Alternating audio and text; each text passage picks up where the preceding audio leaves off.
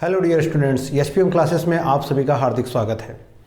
SPM classes की तरफ से आज ये मैथ की पहली वीडियो होगी और ये एक बेसिक क्लास होगी।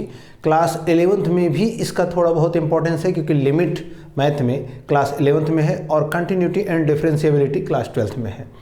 तो this class will be equally important for CBSE board candidate, ICSE board candidates as well as UP board and any other board candidates. तो सभी के लिए इक्वली इम्पॉर्टेंट है ये। NCERT पैटर्न पर बेस्ड होगा ये।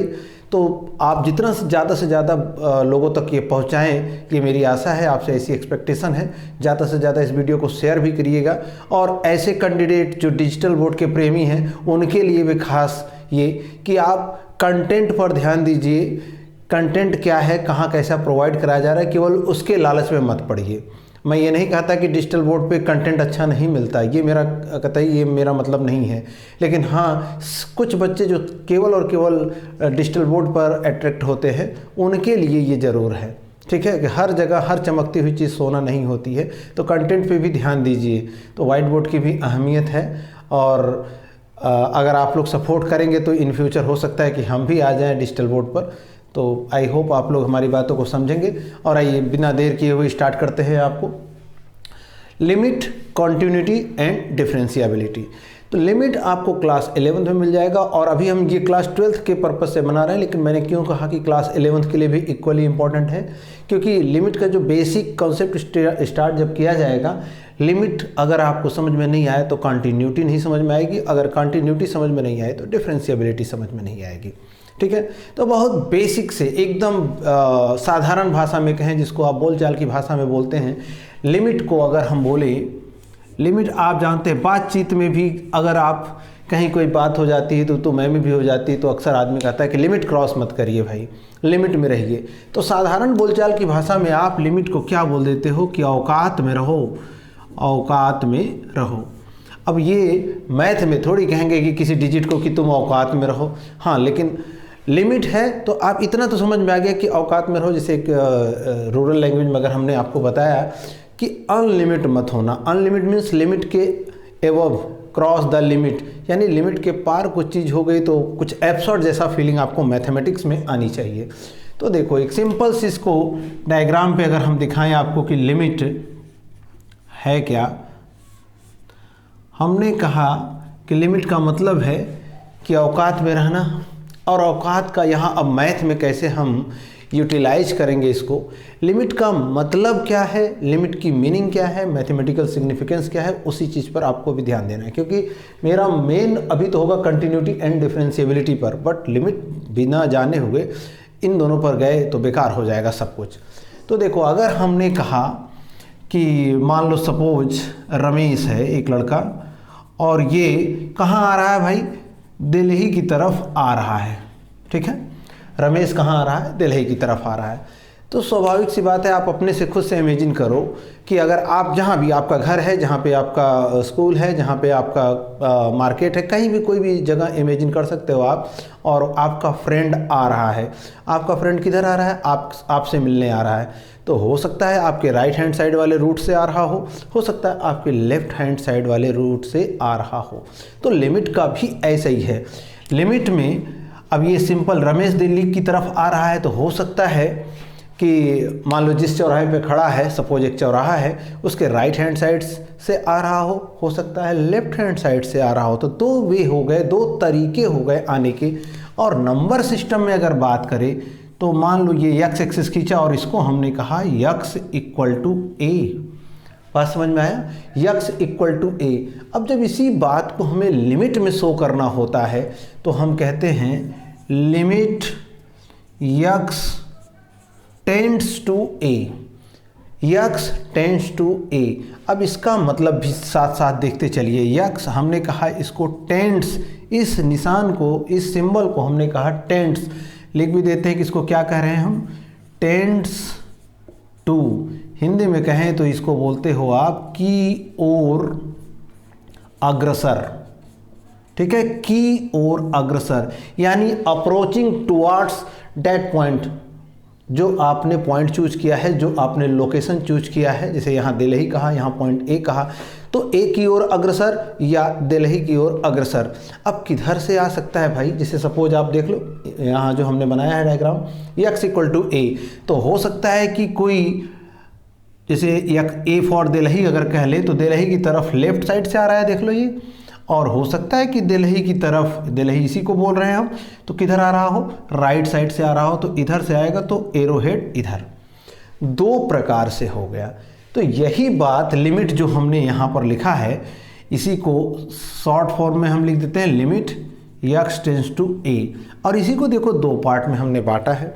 एक तरीका हो गया कि बाईं तरफ से अप्रोच कर रहा है, और एक हो गया कि दाईं तरफ से अप्रोच कर रहा है, यानी अप्रोचिंग टुवर्ड्स a, कहाँ से, लेफ्ट साइड से, अप्रोचिंग टुवर्ड्स a किधर से, राइट साइड से।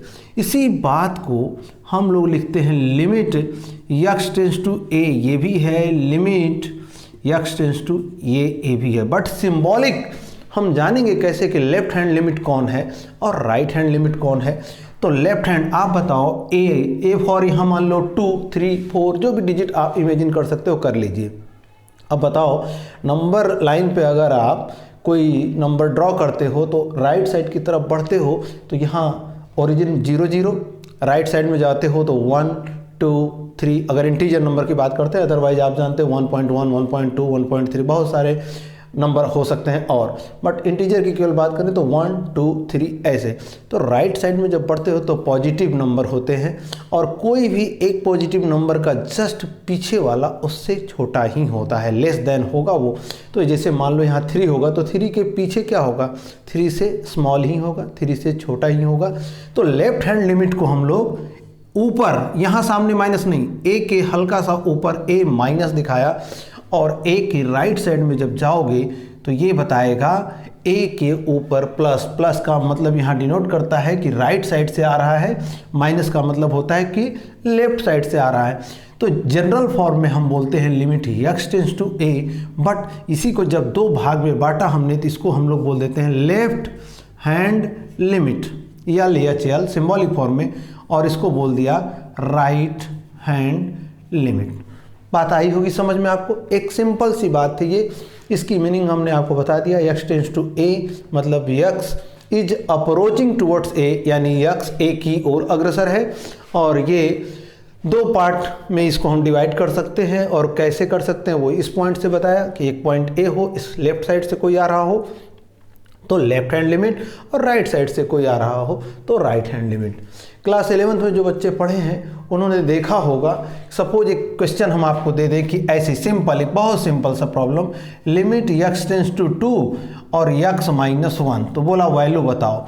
तो कई बच्चे दिमाग में ये भ्रम पालते हैं कि उनको लगता है कि ये विरोधाभास है, कंट्राडिक्टरी है कि x टेंस टू 2 बोले हैं और यहाँ बताया है सर ने कि not equal to A, limit means not equal to A, but जब कोई आपको प्रॉब्लम, न्यूमेरिकल प्रॉब्लम मिलेगी तो फाइनली हम लोग पुट वैल्यू ही करते हैं।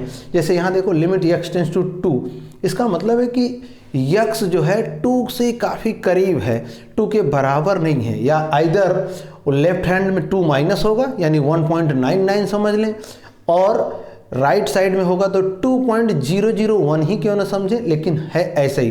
लेकिन वैल्यू रखते समय आप हमेशा एग्जैक्ट वैल्यू रखेंगे। जैसे यहाँ पर लिखा है limit x tends to 2 x minus 1, then you have to write 2 minus 1, यानी आपका आंसर हो गया 1।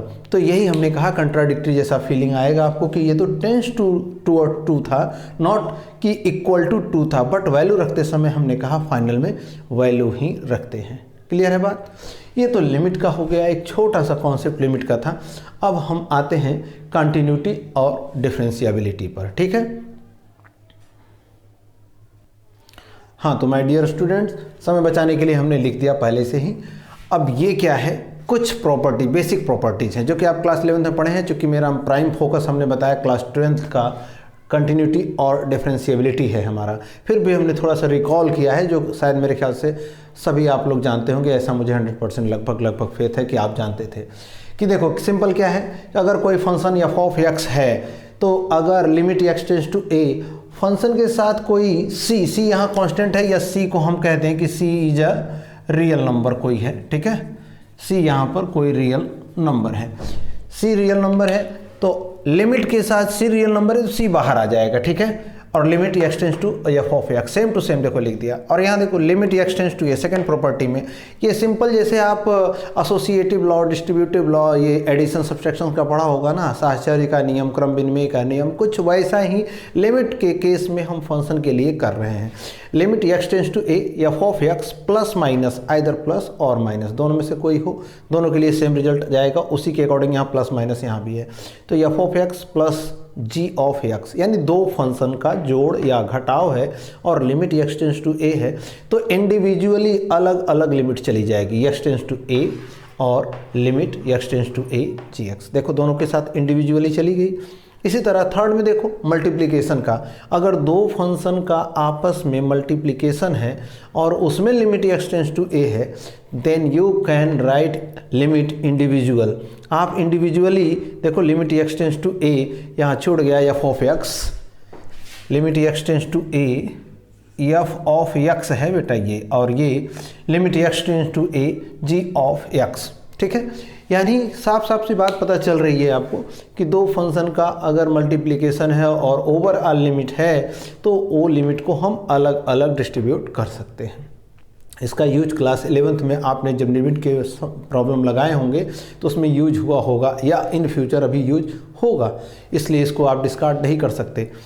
लास्ट वाला देखो limit x tends to a, ये डिविजिबिलिटी वाला है, f of x upon g of x, यानी दो फंक्शन हैं और वो क्या है आपको भाग के रूप में हैं, डिवीजन के फॉर्म में हैं, तो क्या होगा limit x tends to a f of x, यहाँ भी इक्वली डिस्ट्रीब्यूट लिमिट हो रही, बट यहाँ एक ध्यान देना है, हमने क्या कहा था, लिमिट मीन्स औकात। और अगर आप जानते हो किसी भी नंबर को, कोई भी नंबर एक्स वाई जेड कुछ भी हो, 1 2 3 1 करोड़ 1 लाख कुछ भी हो, अगर उसको 0 से डिवाइड करते हो तो आंसर क्या आता है, इन्फिनिटी।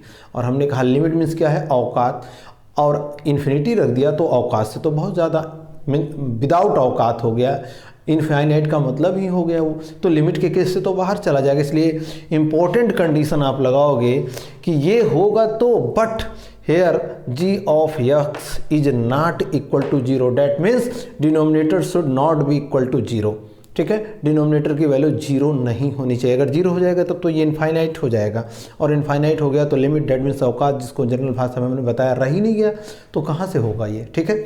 ये सिंपल सी कुछ बातें थी। अब आते हैं कंटिन्यूटी पर, ठीक है। कंटिन्यूटी मेन आपका क्लास 12th में कंटिन्यूटी से ही स्टार्ट होता है, तो बहुत ही आसान है आपका continuity. Continuity that means Hindi में इसको आप सतता कहते हो, ठीक है, या आप हिंदी मीडियम वाले बच्चे इसको सातत्य लिखा हो मिल जाएगा आपके बुक में, ठीक है। कहीं कहीं सांतत्य लिख देता है, इस पे मत जाइएगा। इंग्लिश वर्ड आप याद रखिए कंटिन्यूटी, यानी अगर मान लो हमने ये एक मार्कर चला रहे हैं हम, आपको देखो ऐसे चल रहा है, कुछ ऐसे चल रहा है, कहीं हमारी मार्कर ब्रेक हुई, कहीं ब्रेक नहीं हुई, लेकिन अगर इसी में हम दूसरा कुछ चलाएं कि ऐसे चलाएं, फिर यहाँ खाली छोड़कर ऐसे ऐसे, फिर यहाँ छोड़कर ऐसे, तो ये देखो डिसकंटिन्यूटी का पॉइंट है। यहाँ देखो हम निशान नीचे बना दे रहे हैं, ऐसे गोला लगा दे रहे हैं तो समझ में आ जाएगा आपको।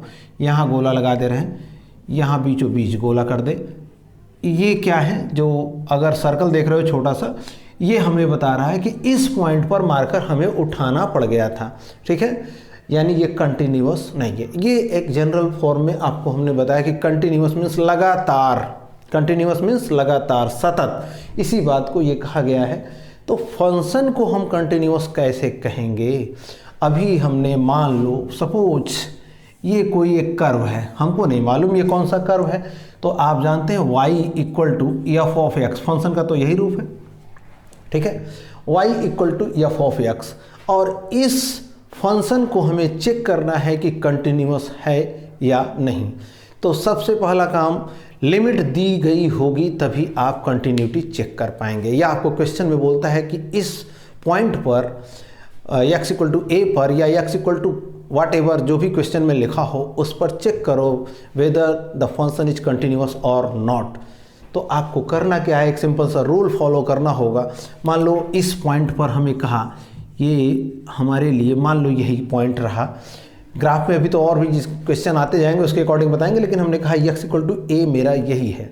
ठीक है, तो हम चेक कैसे करेंगे कि फंक्शन कंटिन्यूअस है या नहीं? तो इसके लिए 3 इंपॉर्टेंट एंड रिक्वायर्ड कंडीशंस हैं, उन्हीं की कसौटी पर कस के आप बताओगे कि हाँ फंक्शन कंटिन्यूअस है या नहीं। तो 3 इंपॉर्टेंट कंडीशन है क्या? अगर आपको दे दिया गया कि x इक्वल टू ए पर चेक करो, यहाँ हम a जनरल फॉर्म में लिख रहे हैं, आपको एक क्वेश्चन में न्यूमेरिकल प्रॉब्लम में मिलेगा x इक्वल टू ये या कुछ 2 3 -1 भी हो सकता है, 0 भी हो सकता है।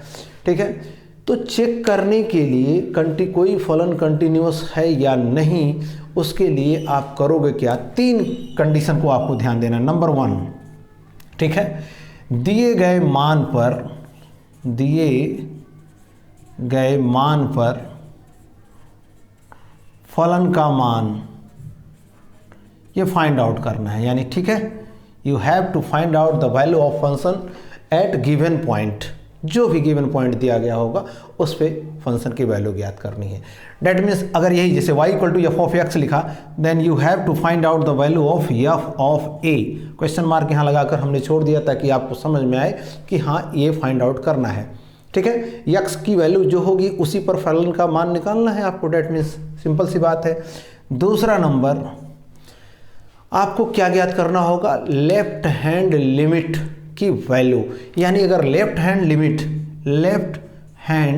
लिमिट की वैल्यू फाइंड आउट करो। और इसी लेफ्ट हैंड लिमिट की वैल्यू को अभी थोड़ी देर पहले हमने बताया था आपको कि हम क्या सिंबॉलिक फॉर्म में लिखते हैं, limit x tends to a और अपर पोर्शन में a minus.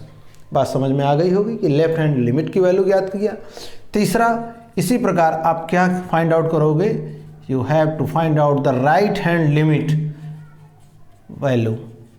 Right hand limit की वैल्यू आप, डेट मीन्स यहाँ फिर अगर लिखना चाहें सिंबॉलिक फॉर्म में, x tends to a plus.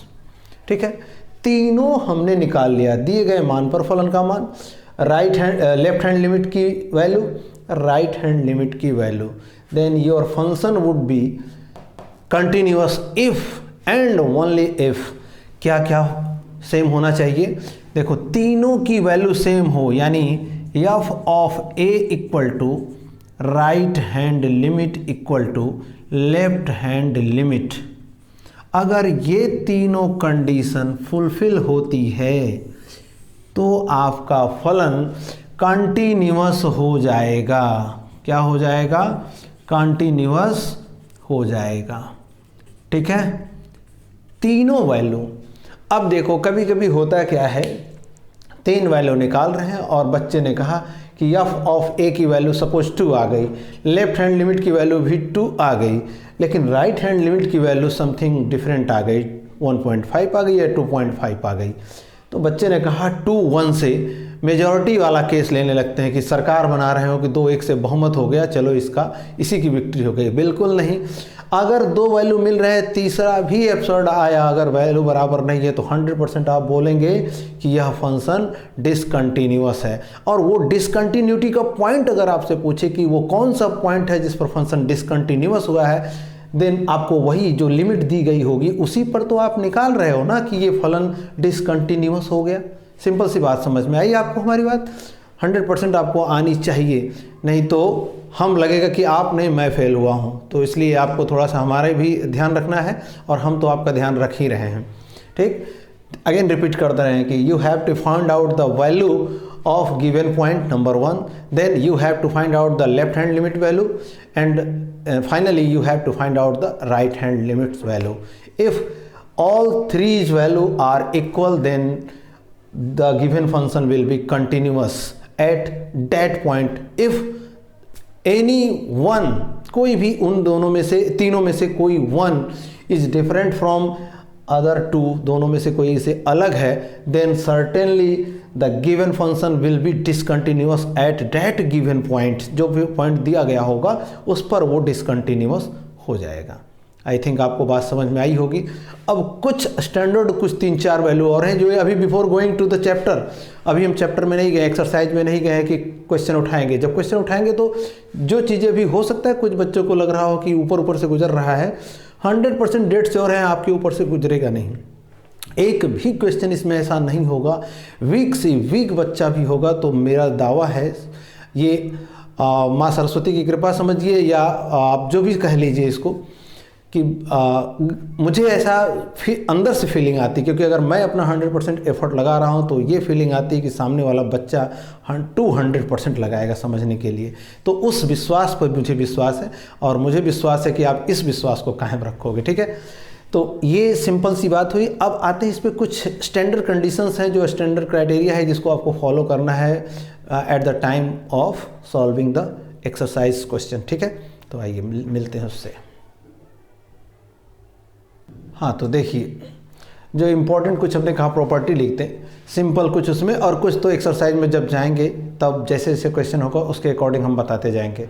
क्योंकि अगर सबका कलेक्टिव यहाँ बता दें और जब क्वेश्चन बताने लगते हैं तो बच्चे कहते हैं कि उस समय अगर बताए होते तो ज़्यादा बेटर होता है, इसलिए। लेकिन बट उसमें से जो कुछ क्रीम चीज़ें हैं वो आपको पहले जानना जरूरी है कि polynomial function sine x cos x e to the power x are continuous, continuity का भी हम बता चुके हैं। डिफरेंशिएबिलिटी एंड डिफरेंशिएबल लिखा हुआ है, अभी डिफरेंशिएबिलिटी आपको नहीं बताया है, बट अभी थोड़ी देर के लिए आप एज्यूम कर लो कि ये दोनों चीज़ होती है, continuous and differentiable for every x.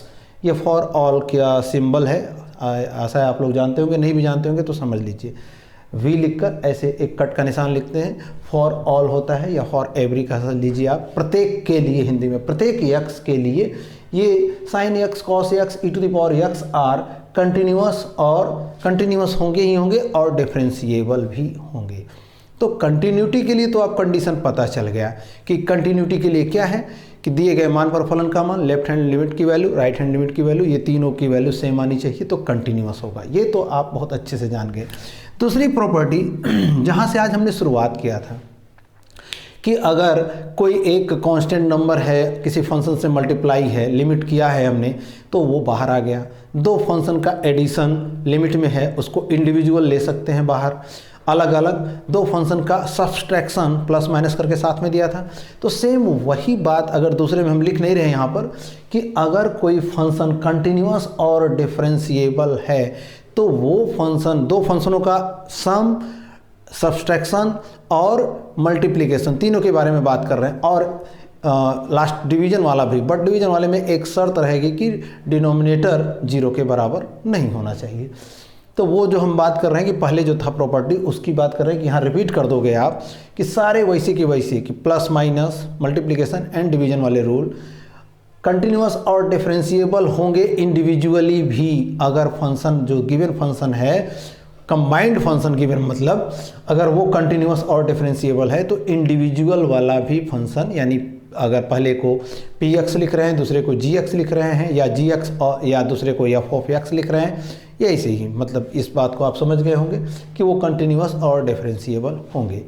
एक लास्ट चीज़ जो सबसे इम्पॉर्टेंट है सॉरी, वो क्या है कि बच्चों के दिमाग में कन्फ्यूजन होता है कि कोई फंक्शन लिमिट में है तो क्या वो कंटिन्यूअस होगा, या कोई फंक्शन कंटिन्यूअस है तो क्या डिफरेंशिएबल होगा। तीनों में क्लोज रिलेशन, इसीलिए हेडिंग ही हमने लिखा था limit, continuity and differentiability.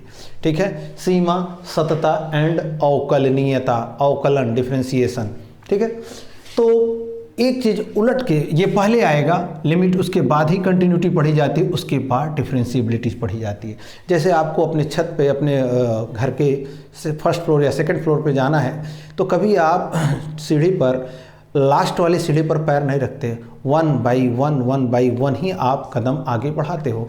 Similarly यहाँ भी उसी तरह है, जब तक आपको लिमिट नहीं समझ में आएगा तब तक कंटिन्यूटी नहीं समझ में आएगी, और जब तक कंटिन्यूटी का फंडा क्लियर नहीं होगा तब तक डिफरेंशिएबिलिटी आपको समझ में नहीं आने वाली है। तो देखो उलट का अगर हम कहें कि यदि कोई फंक्शन डिफरेंशिएबल है, शॉर्ट में लिख दे रहे हैं डिफरेंशिएबल है, तो वह लिमिट में भी होगा, लिमिट में होगा, और साथ ही साथ सतत अर्थात कंटिन्यूअस भी होगा, कंटिन्यूअस भी होगा। ये अनिवार्य शर्त है, या यूनिवर्सल ट्रूथ कह लीजिए आप, अगर कोई फंक्शन डिफरेंशिएबल है, अवकलनीय है, तो 100% वो लिमिट में भी होगा और कंटिन्यूअस में भी होगा। तो कोई पूछे कि क्या इसका अपोजिट भी ट्रू है, तो ज़रूरी नहीं है, ज़रूरी नहीं है। कैसे दिखाते हैं आपको, जैसे यहाँ कहा जाए कि अगर लैंग्वेज में लिखना चाहो, यदि कोई फंक्शन, शॉर्ट लिख दे रहे हैं, एफ एन लिखा फंक्शन, यदि कोई फंक्शन कॉन्टिन्यूअस है, ये भी शॉर्ट में CONTI लिख दिया, यदि कोई फंक्शन कंटिन्यूअस है तो यह ज़रूरी नहीं है, ज़रूरी नहीं है कि वो डिफरेंशिएबल भी हो, ज़रूरी नहीं है कि डिफरेंशिएबल भी हो। इसका ये मतलब हम नहीं कह रहे हैं कि डिफरेंशिएबल हो ही नहीं सकता, हो भी सकता है, लेकिन ये ज़रूरी नहीं कि डिफरेंशिएबल हो ही। बात हमारी समझ गए होंगे आप। अगर कोई फंक्शन कंटिन्यूअस है तो यह ज़रूरी नहीं है कि वो अवकलनीय भी हो सकता है, ये कंडीशन है, लेकिन हर बार इसे कोई फंक्शन चेंज करके दे दे तो कहे कि कंटिन्यूअस है, डिफरेंशिएबल होगा, कहेंगे हाँ होगा। हर बार आपने कहा हाँ होगा तो आप कहीं ना कहीं फंस जाने वाले 100%, क्योंकि हर फंक्शन डिफरेंशिएबल नहीं होगा। लेकिन अगर कोई फंक्शन डिफरेंशिएबल है तो वो हर फंक्शन कंटिन्यूअस होगा, 100% ये श्योर है। ठीक है, तो ये इसका एग्जाम्पल जब लेंगे, एक्चुअल क्वेश्चन जब आएगा 5.1 आई थिंक मेरे ख्याल से स्टार्ट ही होता है आपका, तो उसमें 1-2 क्वेश्चन इस पर हैं और आपको दिखेगा कि हाँ वो है, और उस समय वो वाला पॉइंट भी आपसे कहेगा कि क्या होगा इसका। ठीक है, तो आइए अब चलते हैं, कुछ 1-2 पॉइंट और बहुत छोटे छोटे पॉइंट हैं, क्योंकि वीडियो की लेंथ लंबी होती जा रही है, आप लोग जल्दी जल्दी भागना भी चाहते हैं, लेकिन इसको हमारा ये रिक्वेस्ट है कि आप ये बेसिक है, और अगर फाउंडेशन आपका मजबूत रहेगा तो आपको कोई हरा नहीं सकता, ये ध्यान रखिएगा। इसलिए इस वीडियो को पूरा ज़रूर देखिएगा और बिल्कुल विदाउट एक भी पॉइंट स्किप मत करिएगा, तभी आपको जब एक्सरसाइज में जाएंगे तो मज़ा भी आएगा, आनंद भी आएगा। ठीक,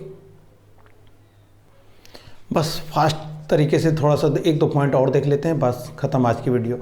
अभी जो ये हमने बताया कि अगर कोई फंक्शन कंटिन्यूअस है तो ज़रूरी नहीं है कि वो डिफरेंशिएबल भी होगा। तो जब डिफरेंशिएशन पढ़ाएंगे आपको और न्यूमेरिकल प्रॉब्लम आएगा तब आपको बहुत अच्छे से समझ में आ जाएगा। बट यहाँ पर अगर एक एग्जांपल लेने की बात कहे तो शायद आई थिंक आपने ये ग्राफ खींचा हो, मॉड x ग्राफ इसका कुछ इस तरह होता है। मॉड x की वैल्यू आप जानते हैं क्या होता है, पॉजिटिव होता है कब, जब x पॉजिटिव हो, और नेगेटिव होता है कब, जब x नेगेटिव हो।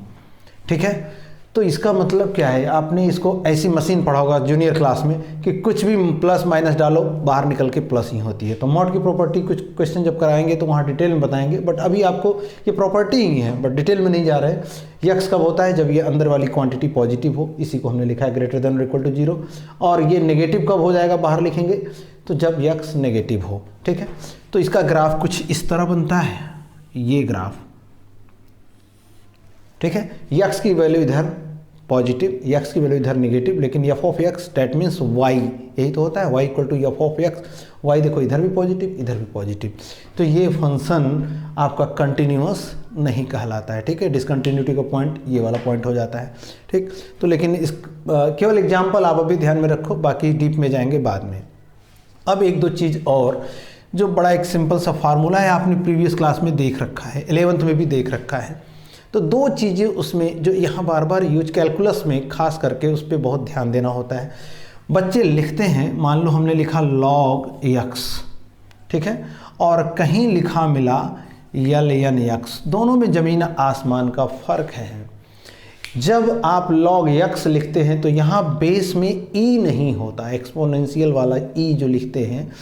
अदरवाइज कैलकुलस में जो भी हम लोग जैसे साइन एक्स का अवकलन, कॉस एक्स का अवकलन, d/dx sign x cos x, d/dx cos x minus sine x, ठीक है, d/dx लॉग एक्स 1/x, ये जो फार्मूले हैं सारे बेस ई पर निकाले गए हैं। तो जब log x लिखते हैं, ये दिमाग से confusion, specially those candidates who have opted mathematics in 12th, ठीक है। 12 में जिन्होंने 12th में मैथमेटिक्स लिया है, क्योंकि लॉग की प्रॉपर्टी तो क्लास 8th 9th में भी पढ़ा है, सबने पढ़ा है, आइदर वो बायो का कैंडिडेट हो और मैथमेटिक्स का, बट उनका हाई स्कूल तक हो गया तो उनका हम एक तरफ से कहेंगे अपराध जो कर रहे हैं क्षमा हो जाएगा, लेकिन मैथ के बच्चे का अपराध ये क्षमा नहीं होगा। log x ये अगर कुछ बेस नहीं तो बेस 10 है, अदरवाइज मान लो लिख दिया बेस a, और यहाँ कोई बेस नहीं लिखा, ln x लिखा, तो ये लिखे या ना लिखे, ln log का जो शॉर्ट फॉर्म ln लिखते हैं तो ln का मतलब ही होता है log जो भी क्वांटिटी हो उसके बेस में e, तो यहाँ x है क्वांटिटी, तो इसको अगर फुल फॉर्म में लिखें तो log x और बेस का e, एक चीज़ दिमाग में आ गया। और जिन्होंने अवकलन थोड़ा बहुत पढ़ा होगा तो वो ये पढ़ते हैं d/dx, ऐसे ही देख लिया होगा log x is equal to 1/x बोल देते हैं, ठीक है। जबकि लिखने का तरीका यहाँ गलत है। हमने कहा कि अगर हो सकता है पढ़ाते समय जल्दीबाजी में हम भी ऐसा लिख दें, जब न्यूमेरिकल प्रॉब्लम कराएं तो हो सकता है कोई बच्चा कमेंट करे कि आपने पढ़ाया तो ये था, लिखा आपने ये है, तो वो जल्दीबाजी की बात है, अदरवाइज मैं वैसा मिस्टेक करता नहीं हूँ, लेकिन ह्यूमन एरर है, ये हो सकता है, क्योंकि आदत जो हैबिट पड़ी रहती है वो अमूमन हो ही जाती है। तो ये है क्या भाई, बेस ई है। तो एक्चुअल में ये फॉर्मूला जो होता है d/dx log x बेस ई, ये 1/x तो रटा रटाया टीचर पढ़ा भी देता है, मैक्सिमम यूट्यूब पे भी आपको यही मिलेगा और बुक्स में भी यही मिलेगा, बट इसको एलेबोरेट अगर करें तो ये होता है एक्चुअल में है 1/x log, ये जो बात थी बेस जो था, बेस आया यहाँ पर, ठीक है, मेन क्वांटिटी में, और बेस उसका जो वही रहेगा ई, तो log ई बेस के ई, क्लास 8th या 9th में आपने पढ़ा होगा कि log में जो क्वांटिटी की वैल्यू पूछी जा रही है अगर बेस वही होता है तो वैल्यू 1 होती है, जैसे log a base a 1, log 10 base 10 1, log 2 base 2 1, ठीक है। अगर क्वांटिटी और बेस सेम है तो वैल्यू 1 होती है, और इसी प्रॉपर्टी का यूज करके यहाँ पर हम लोग डायरेक्ट इसको लिख देते हैं 1/x। बात समझ में आई आपको। और यहाँ एक और, अभी हम अगर बेस ई का प्रयोग ना करके बेस ए का प्रयोग करें तो वही बात होगी जो अभी थोड़ी देर पहले आपको बताया हमने, 1/x तो आया, लेकिन क्या कहे, ये a है ना, ये a कहाँ जाएगा, मेन क्वांटिटी में, तो ये क्या हो जाने वाला है log a और बेस में e, याद रहेगा। अब देख लो इसी का फिर ऊपर आए तो यहाँ पर बेस ई था इसीलिए ई बेस ई हुआ, यहाँ पर बेस ए था इसलिए ए बेस ई हुआ, ठीक है। तो आई थिंक बच्चों आपको ये बात समझ में आई होगी, और मेरे ख्याल से ये आपने देखा भी नहीं होगा अभी तक, जहाँ तक मेरा मानना है। अगर जिन्होंने देखा था तो बहुत अच्छी बात है, जानते थे तो बहुत अच्छी बात है, लेकिन मैक्सिमम हमने कई यूट्यूब वीडियो मैंने खुद भी खंगालता हूँ कि देखे क्या लोग पढ़ाए हैं। डिजिटल बोर्ड का ज़माना है, बच्चे अट्रैक्ट भी होते हैं कि डिजिटल बोर्ड चलो वहाँ बहुत बढ़िया बढ़िया दिखने को मिलेगा, बड़ा सजावट वाला, टच करेंगे और फटाफट चीज़ें आएंगी, तो आप उस पर पंप एंड शो पे मत जाइए। कंटेंट अगर आपको अच्छा मिलता है तो then you have to go there, आपको जाना चाहिए वहाँ, ठीक है। अदरवाइज कंटेंट पे अगर ध्यान देना है तो ऐसे भी कंटेंट को आपको वरीयता देनी चाहिए। I am not saying that I am the best, but you have to choose whatever your, जो भी आपका एम है, जो भी आपकी रिक्वायरमेंट है उससे टैली कर रहा है कि नहीं, उससे मैच कर रहा है कि नहीं, ठीक है। समझदार को इशारा काफ़ी से ज़्यादा और कुछ नहीं। अगर आपको थोड़ा सा वीडियो ये आप अच्छा लगता है, आपके हिसाब से है, तो आप इसको प्रमोट करिए, लाइक करिए, शेयर करिए। Thank you for watching.